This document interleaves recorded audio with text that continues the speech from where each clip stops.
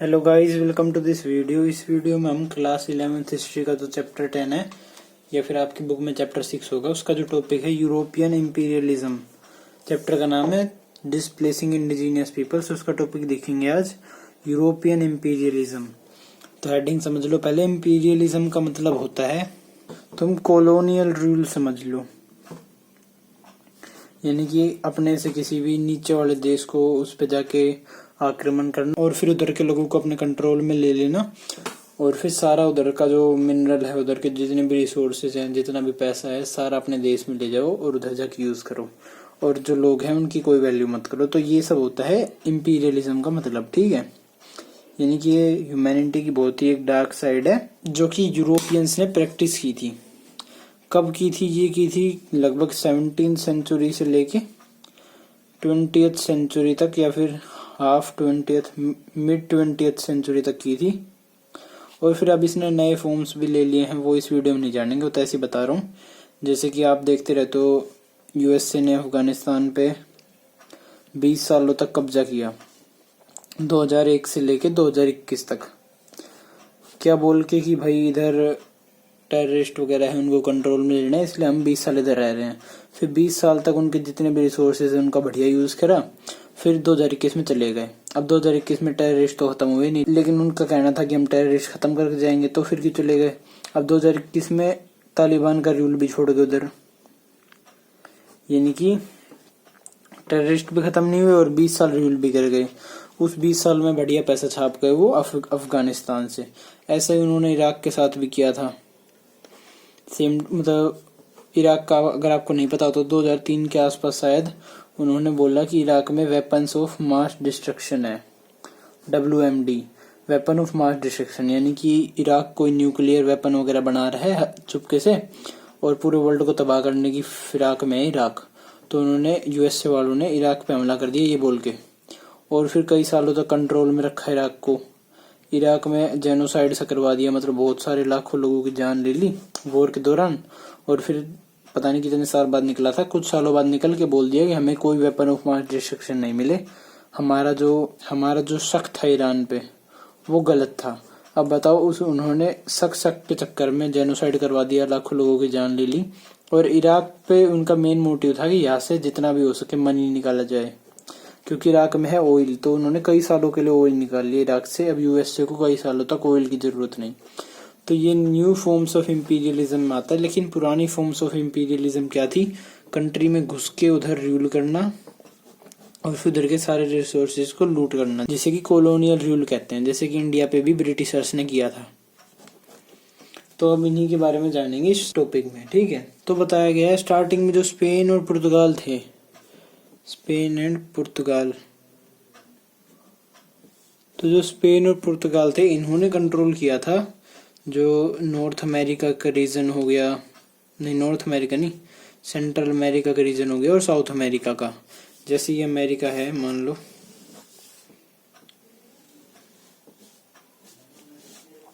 ये अमेरिका है, ये साउथ अमेरिका है, ठीक है। तो जो ये वाला रीजन हो गया इधर से ये और ये दो रीजन हो गए ऐसे साउथ अमेरिका में, और ये नॉर्थ अमेरिका इधर का ये वाला रीजन, और ये है यूएसए, और ये सेंट्रल अमेरिका में जाता है। ये इधर से नॉर्थ अमेरिका स्टार्ट हो जाता है, ऊपर कनाडा है, ठीक है। इसे थोड़ा और बड़ा कर लो बेशक।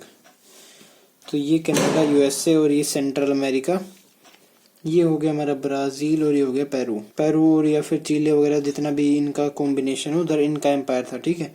तो ये वाला पार्ट। तो अब क्या होता है, जो स्पेनिश और पुर्तगाल थे उन्होंने स्टार्टिंग में, सबसे पहले जो पुर्तगाल और स्पेनिश के लोग थे वही आए थे। जैसे इंडिया को भी फाइंड पुर्तगाल के वास्को डी गामा ने किया था। पुर्तगाल के वास्को डी गामा ने डिस्कवर किया था किसे? इंडिया को, वास्को डी गामा ने। और यूएसए को फाउंड किसने किया था, ढूंढा किसने था? कोलंबस ने, वो भी स्पेन का था। तो पुर्तगाल और स्पेन वाले ही लोग थे जो भी सबसे पहले ढूंढ रहे थे इधर। तो ब्राजील को ढूंढा था पुर्तगाल वालों ने, और यहाँ पे जो ये वाला एरिया है लेफ्ट साइड में, इसे ढूंढा था स्पेन वालों ने। सेंट्रल अमेरिका का जितना एरिया था, यहाँ पे छोटे मोटे कैरिबियन आइलैंड्स भी हैं, इन्हें और इन्हें, इन दोनों को ढूंढा था स्पेन वालों ने और इन पे कंट्रोल कर लिया था अपना, ठीक है। यूएसए को भी स्पेन वालों ने ढूंढा था, लेकिन बाद में फिर ब्रिटिशर्स ने लड़ाई वगैरह करके अपने अंडर में ले लिया थोड़ा बहुत एरिया। ये सब बातें हुई थी इधर इधर की, ठीक है।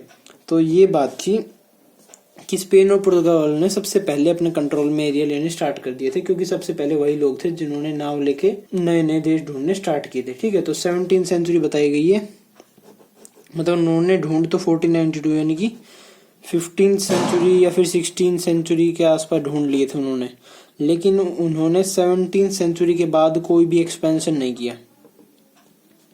यानी कि उन्होंने 15-16 सेंचुरी में 100 साल में जितना ढूंढना था ना उतना ढूंढ लिया। 17th सेंचुरी में कोई एक्सपेंशन नहीं करा भाई, अपने इधर छोटे मोटे एरिया पे ही राज करते रहे, और जो बाकी देश थे वो एक्सपेंशन करने लग गए। इसका कारण क्या था? इसका रीजन ये था कि जो 15-16 सेंचुरी तक इन्होंने पैसा कमाया, मतलब इधर से जो पैसा सोना लेके जाते थे वापस स्पेन और पुर्तगाल में, तो इन्होंने इसे री इन्वेस्ट नहीं करा कि मतलब पैसा आ गया है कि अब उसे वापस इन्वेस्टमेंट में डाल देते हैं फिर और पैसा आ जाएगा। अगर वो री इन्वेस्टमेंट कर देते ना, तो फिर इस पैसे री इन्वेस्ट किए हुए पैसे से वो वापस एक्सप्लोर करने जाते और नए देश और ढूंढ लेते। लेकिन उन्होंने री इन्वेस्टमेंट नहीं की, इस वजह से वो नई प्लेस नहीं ढूंढ पाए। वो सोचे कि इतने में ही खुश हम।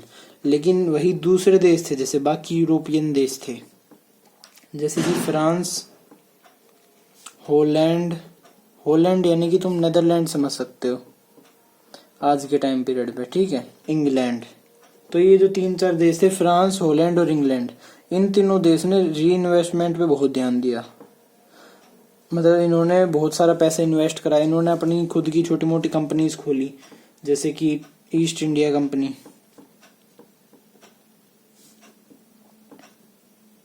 तो हॉलैंड वालों ने अपनी अलग बनाई, हॉलैंड में डच लोग रहते हैं, तो हॉलैंड ने बना ली डच ईस्ट इंडिया कंपनी।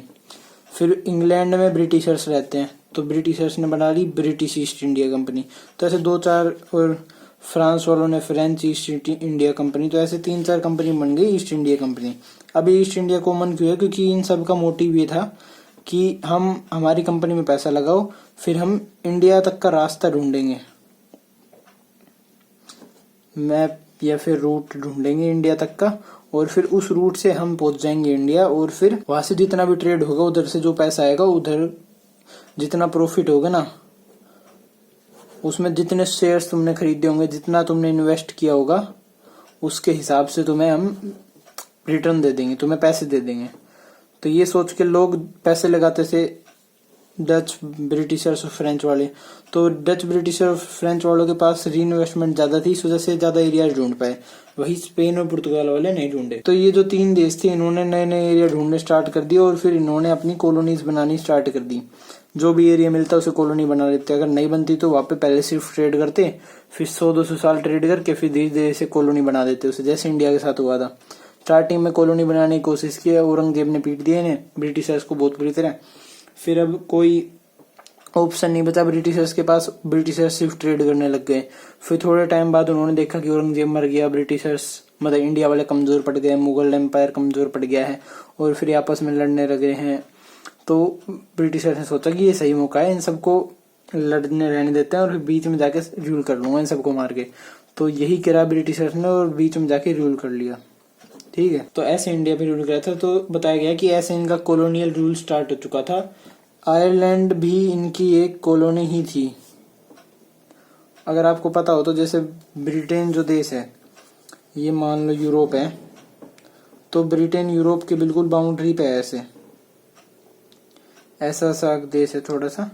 तो ऐसी 2 आइलैंड्स हैं जिन्हें कलेक्टिवली ग्रेटर ब्रिटेन कहते हैं शायद।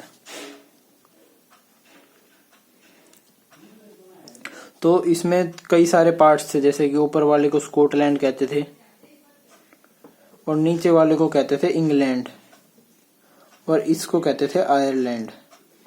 एक बार मैप देख लेके बैठ जाए तो अच्छा समझ में आएगा। तो ये जो ब्रिटेन था, इसके 2-3 पार्ट थे। इस वाले को आयरलैंड कहते थे, इस वाले को स्कॉटलैंड कहते थे, और इस वाले को इंग्लैंड कहते थे, नीचे वाले को। तो इंग्लैंड वाले लोगों ने पहले स्कॉटलैंड को कब्जा लिया, फिर आयरलैंड को कब्जा लिया।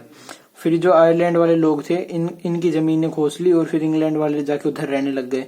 तो देखा जाए तो इनडायरेक्टली तो आयरलैंड भी इनकी एक कॉलोनी ही था, क्योंकि आयरलैंड में जितने भी जमींदार लोग थे वो सारे इंग्लैंड के लोग थे। ठीक है, तो आयरलैंड से स्टार्ट हुआ था इनका कॉलोनी बनाने का सिलसिला, और फिर ये इंडिया तक पहुंच गया और बाकी देशों तक भी पहुंच गया। ठीक है, फिर वही बताया गया है कि जो कॉलोनी बनाने का जो सिस्टम था, कॉलोनी बना रहे थे, इसका जो पीछे का मोटिव था कि भाई तुम कॉलोनी बना क्यों रहे हो, तो इसके पीछे एक ही मोटिव था, वो मोटिव था इकोनॉमिक, कि भाई पैसे के लिए ये क्या कर रहे हैं, कॉलोनी बना रहे हैं, उधर के लोगों का पैसा लूट रहे हैं। ठीक है, तो ये सिस्टम सबको समझ में आ गया था, फिर और देश भी ऐसे करने लग गए थे। ठीक है, जैसे बताया गया है कि साउथ एशिया में क्या करा।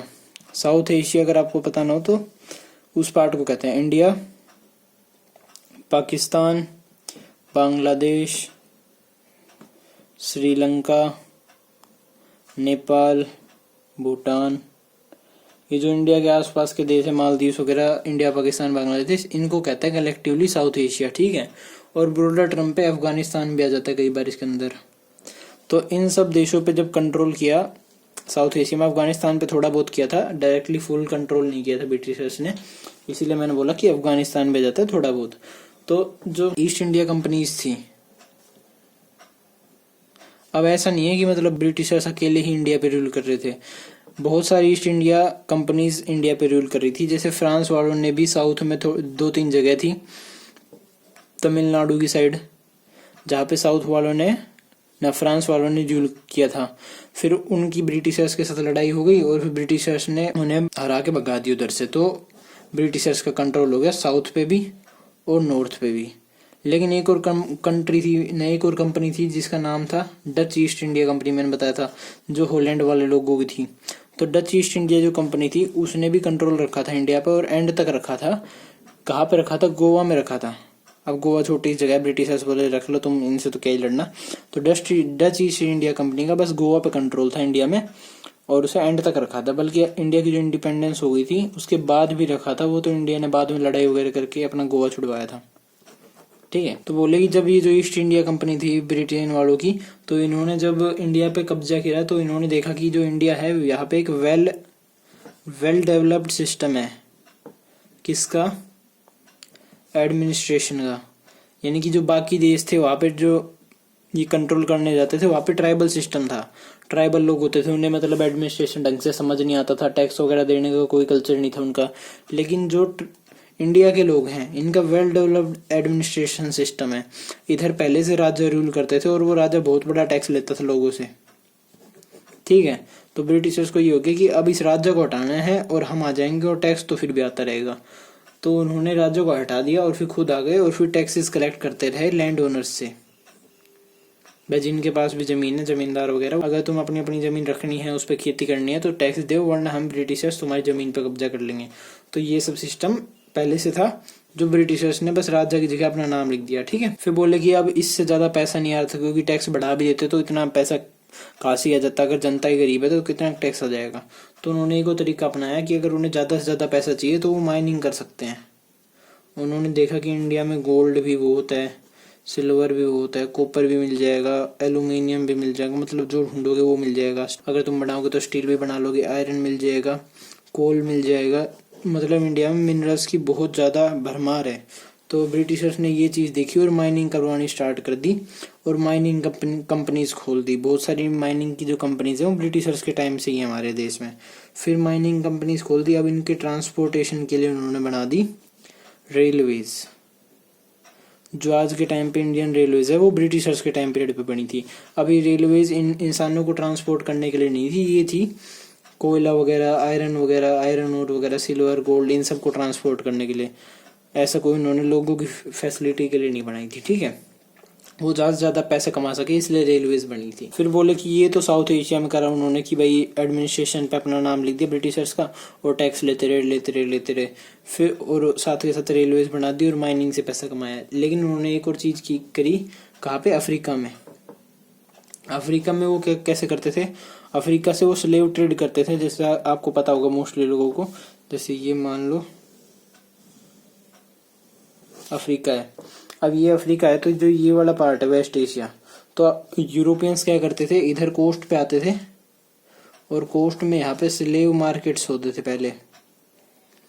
यहाँ पे पूरे अफ्रीका से लोगों को मतलब उठा उठा के लाते थे अफ्रीका वाले लोग ही, किडनैप वगैरह करके, और फिर उन्हें बेच देते थे यूरोपियंस को कि अब तुम इनसे पूरी जिंदगी फ्री में काम कराओ स्लेव मार्केट में, ठीक है। और फिर यूरोपियंस इन्हें ले जाके फ्री में काम कराते थे। तो ये सिस्टम चल रखा था उस टाइम पीरियड पे स्लेव ट्रेड का, ठीक है। तो वो उस टाइम पीरियड पे बस कोस्टल एरियाज में काम करते थे अफ्रीका के अंदर इतना बड़ा एरिया है उसमें कभी नहीं गए थे। फिर उन्होंने साउथ अफ्रीका में गए, वो साउथ अफ्रीका में वो पूरी अंदर तक जाके देख के आए कि भाई अफ्रीका में इतने अच्छे मिनरल्स वगैरह हैं। फिर उन्हें पता चला कि भाई इधर डायमंड की माइंस भी हैं। अब इधर है डायमंड्स की माइन साउथ अफ्रीका के सेंट्रल में बहुत सारे एरियाज में, पूरे वर्ल्ड का सबसे ज्यादा डायमंड अफ्रीका से ही निकलता है। तो भाई पता चल गया इनको, क्या कहते हैं, यूरोपियंस को। फिर अब यूरोपियंस की मैंने बता रखी थी कितनी कंपनी है, फ्रांस की कंपनी है, फिर डच वालों की कंपनी है, फिर ब्रिटेन वालों की कंपनी है, और डायमंड के लिए जर्मनी वालों की भी कंपनी आ गई। तो ऐसे बहुत सारी कंपनी आ गई कि भाई इन डायमंड्स को तो हम लेंगे। तो एक कंपनी ने इधर कब्जा लिया, एक कंपनी ने इधर, तो आपस में लठ बजने लग गए इनके। तो अब ब्रिटिशर्स ने देखा कि भाई ये तो घाटे का सौदा है, अगर ऐसे ही लड़ते रहे तो डायमंड्स की तो दूर है, हम आपस में कट के मर जाएंगे। तो उन्होंने करवाई एक एग्रीमेंट कि भाई एक काम करते हैं, हम तो गोरे लोग हैं, हम क्यों आपस में लड़ रहे हैं, हम एक एग्रीमेंट करते हैं कि हम अफ्रीका को बांट लेते हैं आपस में। तो वो एक पेंसिल और स्केल लेके बैठे, पेंसिल स्केल और अफ्रीका का मैप लेके बैठे, और फिर उसे बांट दिया ऐसे कि भाई इतना तेरा, इतना मेरा, इतना तेरा, इतना मेरा। तो ऐसे ऐसे करके अफ्रीका को बांट दिया। और अगर आप एक चीज नोटिस करोगे, अफ्रीका की कंट्रीज आज भी ऐसी बटी हुई हैं। देखना अफ्रीका की कंट्रीज में सीधी सीधी ऐसी लाइंस होंगी। अब कौन से देश की जो बाउंड्रीज होती हैं बिल्कुल स्ट्रेट होती हैं। अभी एक बार मैप खोल के देख लेना, वैसे गूगल मैप पर, ठीक है। और ये जो एग्रीमेंट हुआ था, ये एग्रीमेंट कहाँ पे हुआ था, ये एग्रीमेंट हुआ था बर्लिन में। बर्लिन का है, जर्मनी की कैपिटल है बर्लिन, अगर ना बताओ तो। और इसे बोला गया था बर्लिन कॉन्फ्रेंस या फिर कोंगो कॉन्फ्रेंस।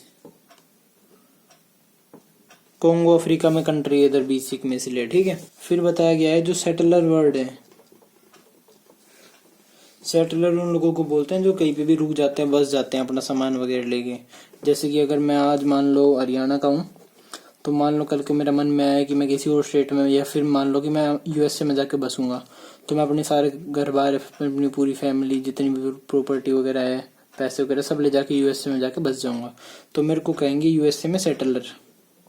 तो वैसे ही यूरोपियंस को भी सेटलर कहा जाने लग गया। कहाँ पे, जैसे कि डच लोग थे, उन्हें कहा जाने लग गया साउथ अफ्रीका में, क्योंकि साउथ अफ्रीका में डच लोग बहुत बड़ी मात्रा में जाके बस गए थे, ठीक है।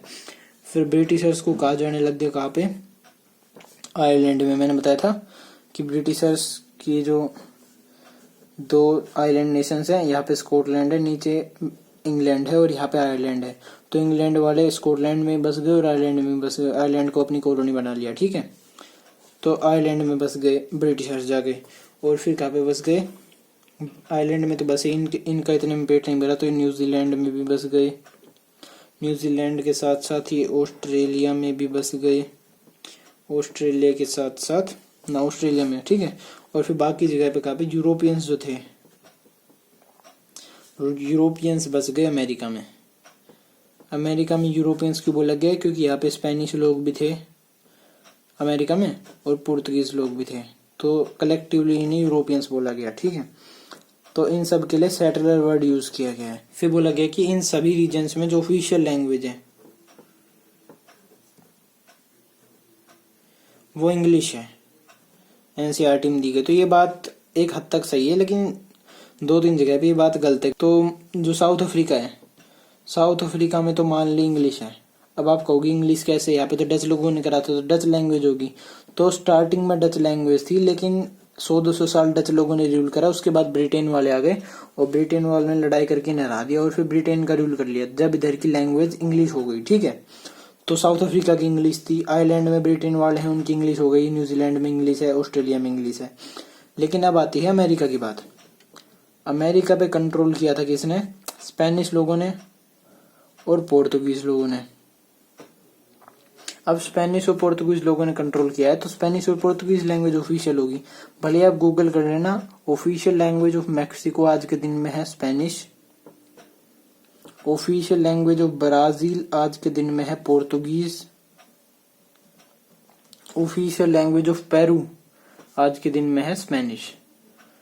तो ये जो इन्फॉर्मेशन दे रखी है एनसीईआरटी में थोड़ी बहुत गलत है कि ऑफिशियल लैंग्वेज इन सभी जगह की इंग्लिश थी।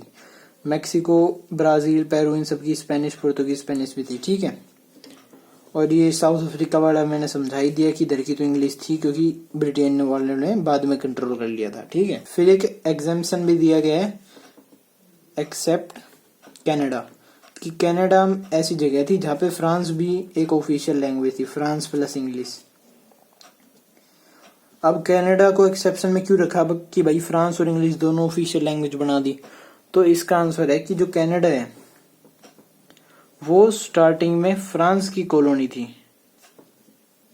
फ्रांस वाले लोग जाके बसे थे स्टार्टिंग में कनाडा में सबसे पहले, फिर उधर गए ब्रिटेन वाले और ब्रिटेन वालों ने फ्रांस वालों को हरा दिया और फिर अपने एरिया अंडर में ले लिया। स्टार्टिंग में फ्रांस लोग थे, उनकी पॉपुलेशन भी है और इंग्लिश वाले लोगों की भी है, तो इस वजह से दोनों को ऑफिशियल लैंग्वेज बना दिया, ठीक है। तो ये हमने लैंग्वेज समझ ली। उसके बाद बताया गया कि जो अमेरिका और ऑस्ट्रेलिया है, अमेरिका और ऑस्ट्रेलिया, वहाँ पे बहुत सारी जगह हैं कि मतलब 100 से ऊपर जगह मिल जाएंगे आपको जिनका नाम न्यू से स्टार्ट होता है, जैसे New York, new Mexico, new Hampshire, new Jersey, ये सब जगह अमेरिका में मिल जाएंगे आपको। तो इसके पीछे का कारण क्या है कि हर चीज के आगे न्यू लगा देते हैं। अब वो न्यू इसलिए लगाते थे क्योंकि जो यूरोपियंस थे अब यूरोप से आए थे और अमेरिका में जाके बसे थे, तो उनके लिए अमेरिका एक बिल्कुल ही नई जमीन थी, इसलिए वो मोस्टली जगहों का नाम न्यू से रख देते थे। जैसे कि उन्होंने मैक्सिको का नाम बदल के स्पेनिश लोगों ने क्या रख दिया था, न्यू स्पेन। न्यू स्पेन किस लिए रखा? क्योंकि हम पुराने से आए हैं, तो ये भी नया बना दिया हमने क्योंकि हम स्पेन के लोग हैं। तो ऐसे ही ये बहुत सारी जगह को न्यू इसलिए बोलते थे क्योंकि अमेरिका उनके लिए नया था। फिर उसके बाद जो न्यू वर्ल्ड था, न्यू वर्ल्ड यानी कि अमेरिका और फिर ऑस्ट्रेलिया, तो अमेरिका और ऑस्ट्रेलिया को न्यू वर्ल्ड बोला गया है। तो न्यू वर्ल्ड किस लिए बोला गया है? क्योंकि यूरोपियंस के हिसाब से सिर्फ 3 कॉन्टिनेंट्स थे। 3 कौन कौन से? एक तो यूरोप हो गया जिसमें वो रहते थे, और एक एशिया हो गया और एक अफ्रीका हो गया। उन्हें नहीं पता था कि भाई ऑस्ट्रेलिया नाम का कॉन्टिनेंट है, अमेरिका नाम का कॉन्टिनेंट है, उन्होंने बाद में ढूंढा, तो इसीलिए वो इसे न्यू वर्ल्ड बोलते थे कि नई दुनिया जो कि हमारे सब तक छिपी हुई थी, ठीक है। तो जो अमेरिका था, अब अमेरिका का नाम अमेरिका क्यों रखा? तो अमेरिका का नाम एक जर्मन पब्लिशर ने रखा था 1507 में, और ये किसके पीछे रखा था? ये रखा गया था अमेरिगो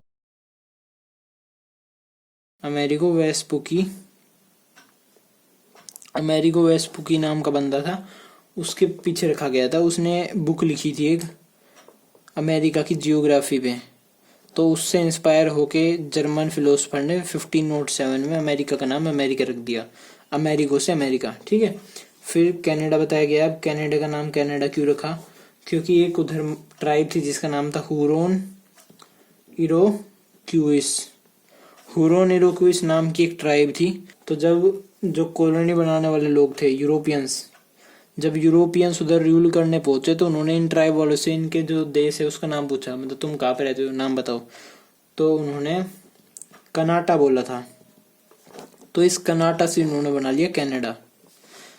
कनाटा का अर्थ क्या होता है? कनाटा का अर्थ होता है विलेज। ये हुरोन इरोक्विस जो भी ट्राइब है उनकी लैंग्वेज में कनाटा को विलेज बोला जाता था। तो यूरोपियंस ने बोला कि तुम कहाँ रहते हो, तो वो बोले कनाटा, यानी कि हम तो गांव में रहते हैं। तो इस कनाटा से कनाडा नाम पड़ गया, ठीक है। फिर जिस बंदे ने सुना था ना, जिस यूरोपियन ने सुना था कनाटा शब्द, उसका नाम था जैकिस कार्टियर। और कब सुना था इसने? 1535 में सुना था, ये बता रखा है। फिर नाम दे रखा है ऑस्ट्रेलिया का। अब ऑस्ट्रेलिया का नाम ऑस्ट्रेलिया इसलिए पड़ा क्योंकि जो वो लोग थे लैटिन लैंग्वेज में ना, ऑस्ट्राल को, साउथ को ऑस्ट्राल बोला जाता है। तब जो ऑस्ट्रेलिया है वो आपने देखा हो मैप पे कभी, बिल्कुल वर्ल्ड के जो से वर्ल्ड है पूरा, तो इधर से मिलेगा आपको ऑस्ट्रेलिया, बिल्कुल साउथर्न पार्ट में। तो इस वजह से उसका नाम ऑस्ट्राल से पड़ गया ऑस्ट्रेलिया, ठीक है। Name for the land in the great southern ocean में, ठीक है। तो ये बता रखा है। फिर दे रखा है न्यूजीलैंड अब न्यूजीलैंड ऑस्ट्रेलिया के साइड में छोटा सा देश है, तो न्यूजीलैंड का नाम न्यूजीलैंड किस लिए पड़ा, क्योंकि जो डच लोग थे, डच लोगों ने इधर कंट्रोल किया था। अब डच लोगों की जो लैंग्वेज है, डच लैंग्वेज, इसमें जी होता है ना, जी का मतलब होता है सी, तो न्यू इसलिए बोलते थे क्योंकि इनके लिए सब कुछ नई चीज थी। जी यानी कि सी में कोई जमीन थी, इसलिए उसे न्यूजीलैंड बोला गया, ठीक है। और ये नाम किसके द्वारा रखा गया था, ये नाम रखा गया था तस्मान ऑफ होलैंड के द्वारा। एक तस्मान नाम का बंदा था होलैंड कंट्री से, होलैंड डच लोगों की कंट्री, नेदरलैंड बोलते हैं जिसे आज के टाइम पीरियड पे। तो ये पहला बंदा था तस्मान ऑफ होलैंड जिसने न्यूजीलैंड को देखा था, मतलब ये जहाज पे आ रहे थे और फिर ये सामने न्यूजीलैंड था, तो यही पहला बंदा था जिसने न्यूजीलैंड को देखा था और फिर बोला कि अब इधर ही चलेंगे, ठीक है। तो इसने रखा था न्यूजीलैंड नाम, ठीक है। तो अगर आपको वीडियो अच्छी लगी हो तो लाइक से सब्सक्राइब कर देना। Thank you.